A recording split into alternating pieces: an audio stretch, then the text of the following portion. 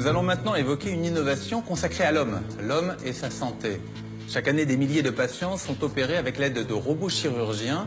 Mais saviez-vous que l'un des plus performants d'entre eux a été conçu par un Français? Bertin Naoum, c'est son nom, a mis au point un robot qui opère le cerveau avec une fiabilité et une précision sans égale. Voici le portrait de ce pionnier de la robotique médicale.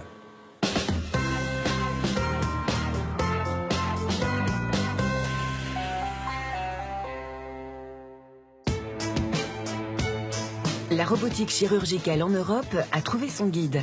Il est français, il s'appelle Bertin Naoum. Né il y a 44 ans au Sénégal de parents béninois, son parcours force l'admiration. À l'âge de 8 ans, il perd ses parents. Ce deuil, il l'affronte et se bat pour donner vie 30 ans plus tard à MedTech, une société cotée en bourse spécialisée en robotique médicale, un domaine en pleine expansion depuis les années 90. Ces robots aident au traitement de la maladie de Parkinson, de l'épilepsie et de certains cancers. Un prestigieux classement canadien le décrit comme l'une des personnalités les plus innovantes au monde, aux côtés de Steve Jobs et de Mark Zuckerberg. Comment le jeune Bertin, orphelin, est-il devenu pionnier de la robotique chirurgicale? Au début des années 70, toute ma famille est venue s'installer en France, en région lyonnaise. Et donc moi, c'est comme ça que j'ai atterri en France, alors que j'avais à peine 1 an. D'un point de vue professionnel, il m'a fallu beaucoup de temps, comme beaucoup de jeunes encore aujourd'hui, avant de vraiment trouver ma voie. C'est la voie des sciences et des mathématiques qu'il suit. Un master de robotique en Angleterre et un diplôme d'ingénieur à l'INSA à Lyon en poche, il découvre que la robotique peut sauver des vies. J'ai participé à un projet de fin d'études en collaboration avec l'hôpital neurocardiologique de Lyon. Et cette immersion dans le secteur de la santé, à travailler aux côtés de chirurgiens, d'infirmières, etc., a été une vraie révélation pour moi et a suscité une vocation. Au-delà d'une vocation, Bertin Naoum a surtout un instinct. Pour lui, l'avenir de la médecine, c'est la chirurgie mini-invasive, une technique consistant à réduire la taille des incisions au maximum. Pour les patients, c'est moins de douleur, moins de risques d'infection, moins de saignements et des temps de récupération plus rapides. Contre toute attente, ces idées ne trouvent pas écho. Alors, il décide de créer sa société. En 2002, MedTech est née. L'entreprise, basée à Montpellier dans le sud de la France, donne naissance 6 ans plus tard à un robot. Et c'est une fille, Rosa. Le principe d'utilisation du robot Rosa est en 3 phases. Il y a une première phase qui va être la phase dite de planification. On va définir sur des images préopératoires du patient, IRM, scanner, exactement ce que l'on souhaite effectuer comme chirurgie. La deuxième phase, c'est la phase de mise en correspondance. C'est une technique automatique, sans contact, par laser, au terme de laquelle le robot va tout simplement apprendre lui-même où est le patient par rapport aux images préopératoires. Et la troisième phase, c'est la chirurgie. Rosa est tout simplement comme un GPS pour le conducteur d'une voiture. Le chirurgien lui indique où il veut aller et Rosa lui propose le meilleur chemin pour y arriver.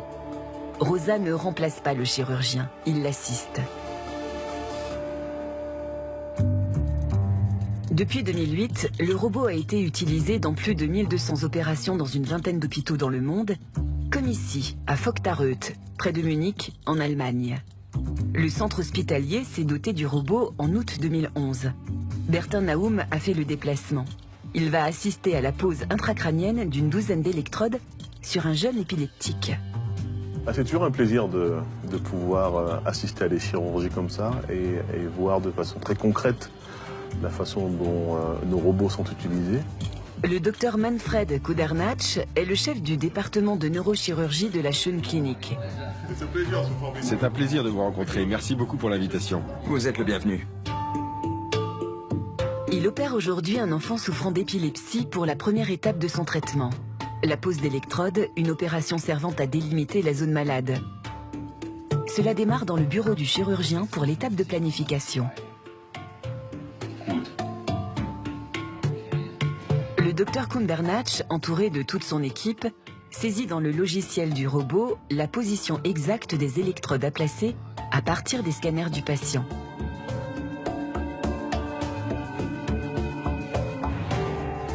Direction le bloc opératoire pour la deuxième étape de localisation avant l'intervention. Hello. Guten Tag. Hello. Excuse me. Le patient aujourd'hui est un jeune homme de 14 ans. Il souffre d'une épilepsie pharmacorésistante. On suppose qu'il y a une dysplasie corticale sur le côté gauche. Nous allons couvrir cette partie-là d'électrode avec le robot. L'épilepsie est une maladie neurologique chronique provoquée par des troubles de l'activité électrique du cerveau. Les électrodes posées ici serviront à enregistrer l'activité du cerveau afin de localiser précisément la zone défectueuse. Cette zone est appelée foyer épileptique. Elle sera extraite plus tard au cours d'une seconde opération. Une fois la mise en correspondance, la localisation du patient terminée, le guidage peut être lancé. Donc le chirurgien va sélectionner l'une des trajectoires qui a été définie et le robot va positionner automatiquement un guide à l'endroit précis et en accord avec la planification. Ensuite, le chirurgien va pouvoir insérer un instrument, une électrode, une aiguille à biopsier, un endoscope, à l'endroit précis tel que cela a été défini sur les images préopératoires.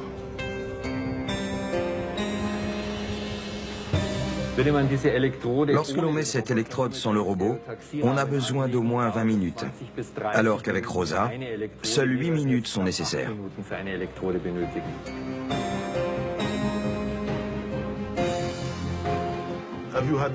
Avez-vous eu l'occasion de revenir en arrière et d'opérer de manière classique pour ce genre d'approche chirurgicale? Non, je ne ferai plus ça. Ça me prendrait trop de temps. C'est sous les yeux de Bertin Naoum que l'opération se termine. Tout s'est très bien passé. C'est presque un petit peu l'aboutissement de tous nos développements, l'occasion de pouvoir voir ce que font nos machines en conditions réelles. Nous ne sommes que des ingénieurs et donc on a besoin absolument du feedback et du retour des utilisateurs et des chirurgiens afin de pouvoir adapter nos technologies à leurs besoins.